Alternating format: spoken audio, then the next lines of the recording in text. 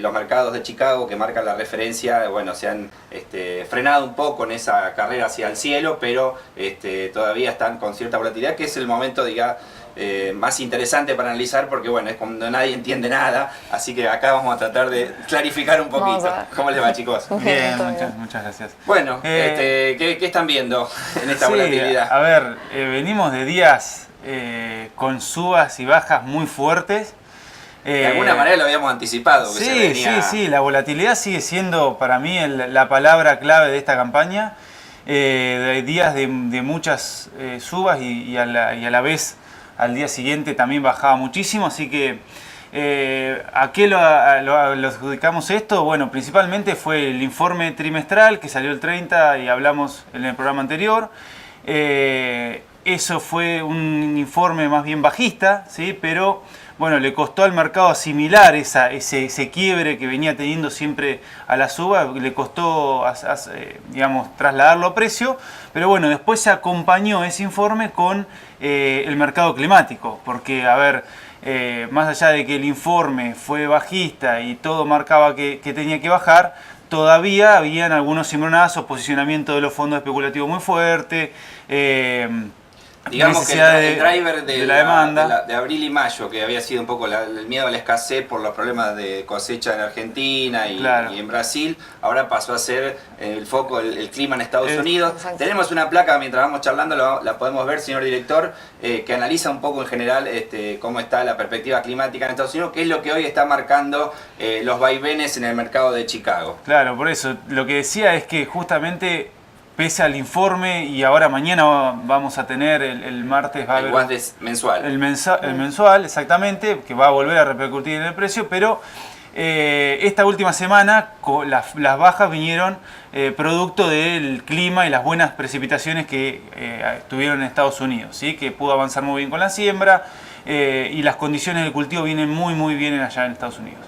Ahora, de fondo sigue estando la preocupación y el miedo de que, como se puede ver en el mapa, esas zonas amarillitas que te marcan un poco de sequía se sigan incrementando por temperaturas por arriba de lo normal, que es lo que se espera ahora. Entonces vuelve a la carga la prima climática, el miedo climático y cómo afecta eso a la producción de Estados Unidos, que es sin duda hoy el centro del análisis. ¿Qué están esperando en Estados Unidos del WASDE mensual? Que para incluir a todo el mundo, no solamente hablar en jerga de especializados, es el pronóstico del Departamento de Agricultura de Estados Unidos sobre los stocks que hay tanto en Estados Unidos como a nivel mundial. Pero bueno, eso de alguna manera marca después el mercado para todo el mundo, y siempre los jugadores del mercado, sí, incluso los fondos especulativos que estallan fuerte, se anticipan a eso previendo lo que pueda decir el USDA, ¿no? Así que, ¿qué están viendo un día antes de esa estimación mensual? Decías los fondos la semana pasada, a raíz de esta perspectiva climática favorable, recortaron un poquito, y ahora ya con este informe donde se espera que se inseren un poquito los stocks, que no lo hicieron en el informe trimestral, eso al recortar algo los stocks seguramente merme el stock y la producción para la campaña que viene, con lo cual podría haber una levantada suave, exactamente, digamos, que de alguna manera se vio en los últimos días. Venga una corrección y los fondos ya de vuelta otra vez están volviendo a posicionarse otra vez. O sea, es muy dinámico esto, lo tenés que seguir día a día, pero bueno. Además, perdón, se agrega, digamos, el hecho de que con esta volatilidad climática ahora salió un informe que el viernes que va a haber muchas temperaturas altas en todo lo que es la zona principal, el cinturón maicero, entonces eso hizo que los precios en Chicago el viernes subieran. Claro. O sea, es como que cualquier noticia va a generar volatilidad, ya sea para arriba o para abajo. Entonces, estar atenta a las oportunidades que brinda el mercado a través de esta situación de volatilidad, creo que hoy es lo que hay que ponerle el ojo en estas situaciones. Bueno, y justamente el grano que está, digamos, cosechándose últimamente, digamos, que puede empezar a pensarse cómo jugar en el mercado, es el maíz, con los maíces tardíos en Argentina, ¿Qué están viendo del mercado de maíz, Catalina, vos que seguís siempre muy firme eso? Claramente, o sea, seguimos con los retrasos de cosecha, estamos alrededor de 20% con retrasos con respecto a la campaña pasada. Seguimos con la demanda firme de la exportación, que tiene hoy compras, o sea, declaraciones de venta al exterior. Por encima de las compras seguimos con una diferencia alrededor de 5 millones de toneladas de esto. Esto va a hacer que la demanda siga presionando sobre el cultivo. Estos retrasos de cosecha siguen haciendo que la mercadería no llegue al puerto. Estamos viendo, por ejemplo, en los puertos del sur se llegó de nuevo a 3.000 pesos, digamos, el precio, claro, la cotización del maíz en los puertos del sur. Esto es justamente porque no está llegando la mercadería. Y esto va a seguir en el mercado hasta que se empiece a avanzar con la cosecha. Y tenemos una estimación en la segunda placa, señor director, que tiene que ver cómo los fondos y los exportadores están comprando menos maíz de lo que se han comprometido a vender. Ahí se ve un poco la evolución en relación a las últimas dos campañas, esta y la anterior, que se puede leer claramente que podría haber una demanda de maíz todavía que lleve el precio un poco hacia arriba, ¿no? Exacto, y si comparamos lo que es los precios, digamos, con Chicago, nosotros seguimos por encima, por lo menos en los precios del disponible o de esta campaña hasta diciembre, seguimos por encima de los precios de Chicago. Esa diferencia va a seguir dándose mediante la demanda se mantenga sobre lo que es el maíz. Y ya pensando en el largo plazo, ya vemos que nos acercamos más a los precios de la cotización de Chicago y que volvió a bajar lo que es el precio de abril 17 para lo que es la próxima campaña de maíz. Claro, o sea que ante la estimación en los últimos días también habría una estimación de Julio Calzada, particularmente de la Bolsa de Comercio de Rosario, de 1,5 millones más de hectáreas de maíz, con lo cual eso podría traer algún efecto sobre la oferta, ¿no? Exacto, va a haber sobreoferta para la próxima campaña. Sí. Ahí agrego dos datos que me parece que hay que separar la campaña, el corto plazo del largo plazo. Me parece que es clave separarlo. Y lo que tiene el corto es justamente estos dos datos clave, que es barcos esperando por arriba de 3 millones de toneladas y Brasil, que con la CONAB la semana pasada informó que van a producir 7 millones de toneladas menos. Entonces va a estar esa demanda bastante activa por lo menos un tiempo más. Ahora, lo que es la nueva campaña y esa intención de siembra de 20-25% de incremento para la nueva, hay que empezar a cubrirla porque justamente ya estamos en paridad con Chicago y si se da esa buena producción en Estados Unidos acompañando con esta Argentina que se proyecta, seguramente los precios tiendan a la baja.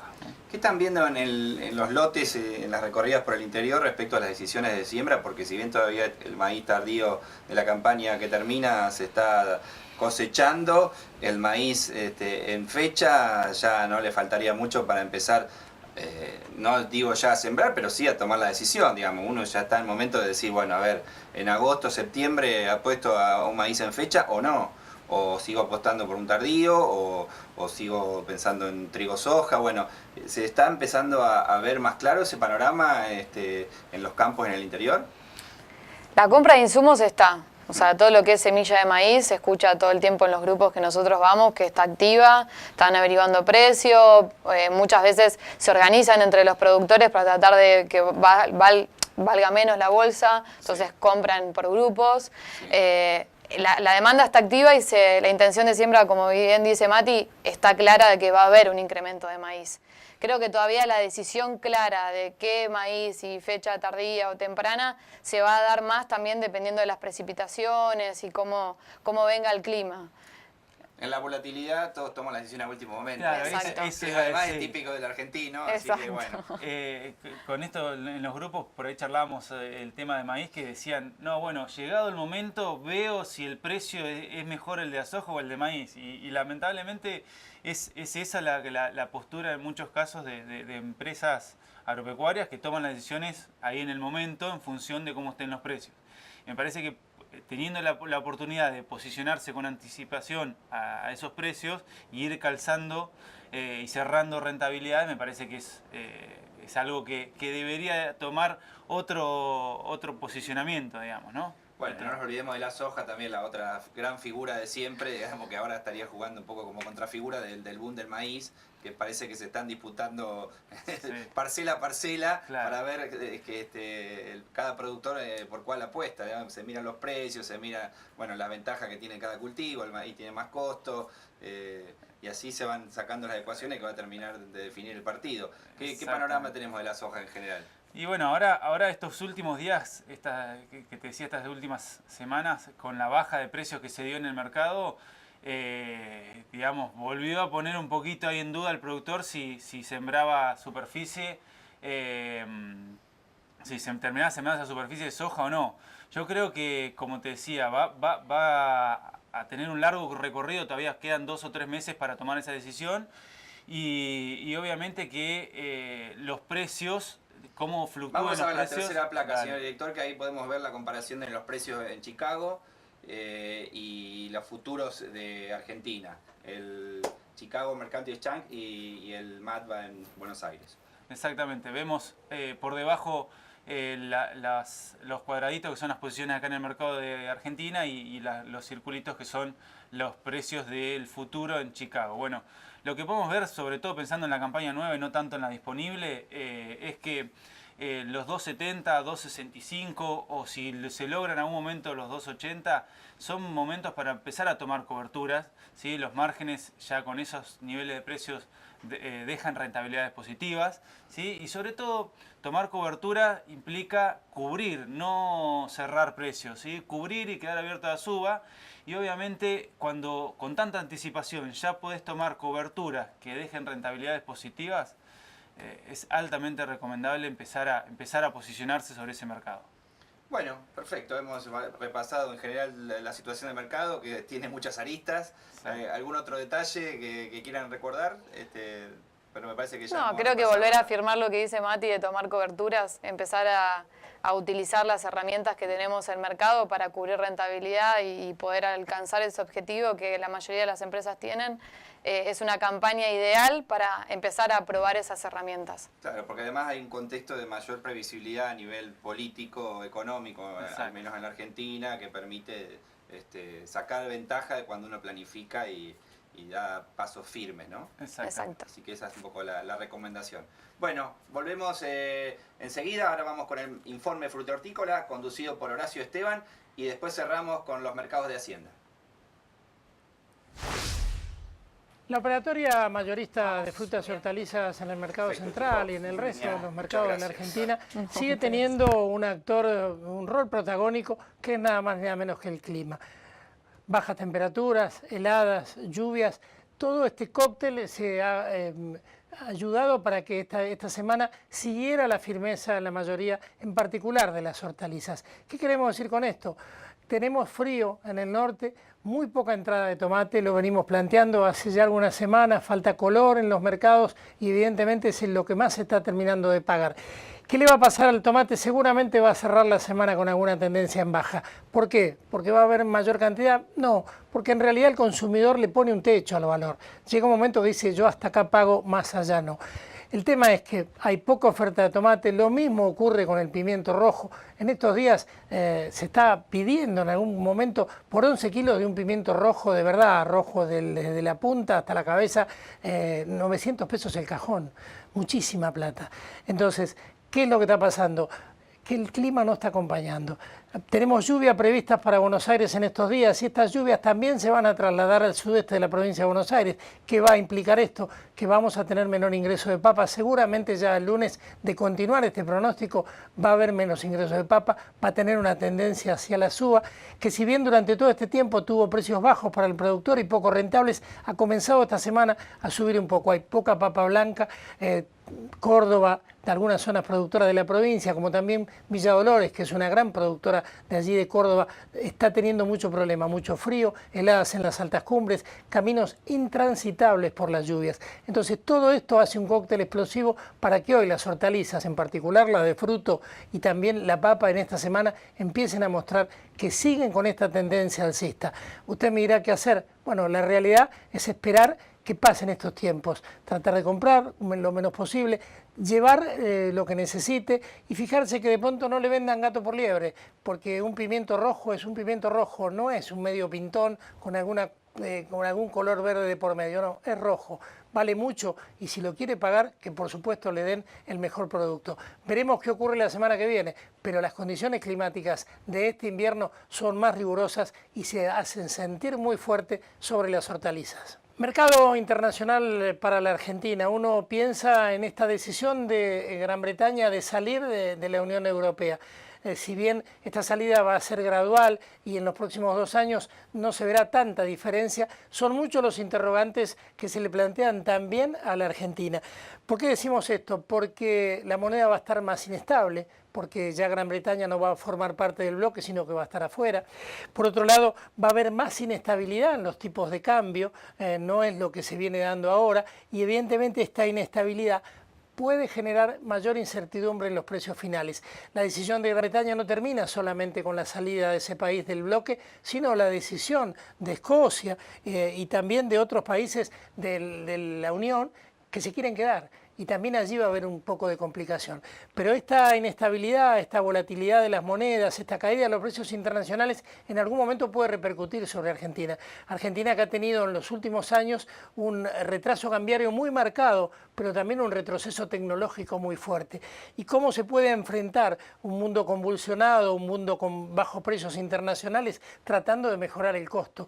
¿Y cómo se puede mejorar ese costo? ¿Devaluando? Ya no, es imposible volver a devaluar. Por lo menos hoy no se puede hablar de ese tema, pero sí lo que se podría tener es una fuerte política agresiva exportadora de Argentina que le permita a los sectores empresariales tener menos tributación de impuestos, pero no a cambio de cualquier cosa, sino a cambio de que esa menor tributación de impuestos vaya a incorporación de tecnología. Esa incorporación de tecnología es la que va a poder hacer que las frutas argentinas en el mundo sigan teniendo su lugar, sigan afrontando nuevos mercados y que toda esta convulsión nos encuentre mejor parados. Ojalá que esto así sea y que podamos empezar a enfrentar los desafíos que le vienen a nuestro país y al mundo de la mejor manera. En el mercado de Hacienda de Liniers sigue primando la escasez, es el gran driver de esos mercados. El consumo, si bien no tiene poder adquisitivo, la poca oferta que se ve en el mercado de Liniers hace que los precios sigan firmes, en algún caso, según la jornada, incluso hacia arriba. Así que eso es un poco lo que va marcando, porque los ingresos fueron creciendo a medida que avanzó la semana pasada y el clima fue mejorando, pero bueno, en las 2 primeras jornadas la oferta fue reducida y la demanda, como decíamos, necesitada de cubrir los stocks para la venta minorista, ratificaron los precios la semana pasada a pesar de que el consumo no tiene un poder adquisitivo muy ágil. En ese contexto se destacaron las vacas que volvieron a sorprender por tercera semana consecutiva, creciendo en el precio. Esta semana que terminó, la suba fue de 10,55% y el promedio de la categoría fue de 18 pesos, apalancado por las vacas de tipo conserva que registraron alzas del 12,48%. Ahora vamos a ver la segunda placa que habla de la cría e invernada. También en un mercado que inició el mes de julio con precios en baja, el ajuste de oferta aún no se refleja en los precios. La invernada promedió los primeros días de julio con bajas principalmente en terneros livianos. Si bien la oferta se acorta con el pasar de las semanas, los precios aún no responden con subas, sino todo lo contrario, se resienten un poco. En el caso particular de los terneros, las bajas consecutivas de las últimas semanas se ubicaron excepcionalmente a los machos livianos por debajo de los promedios generales. La cría, como veníamos diciendo, es el segmento que mejor se posiciona hoy en día en la cadena de ganados y carnes. Los productores ven con optimismo el futuro y esperan que en el segundo semestre se acomoden los números de los demás actores de la ganadería argentina. En tanto que la recría aún no actúa como un segmento independiente de la producción con compra y venta de Hacienda, sino que se corresponde con planteos de cría continuadas a campo en los mejores lotes disponibles.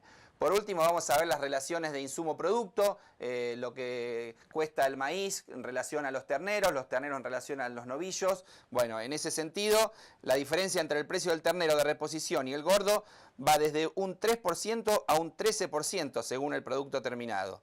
O sea que es corta la brecha que separa la invernada del gordo. Y el efecto zafra se extiende todavía hasta este mes de julio. La invernada arrastra un Un efecto zafra con precios que se dividen cada semana entre estabilidad y bajas. Nadie duda que la brecha se extenderá entrado el segundo semestre, pero se estima que la invernada aumentará lógicamente por la baja disponibilidad y que el gordo tendrá su freno en el poder de compra del consumo interno. Las exportaciones aún no traccionan los precios del ganado gordo.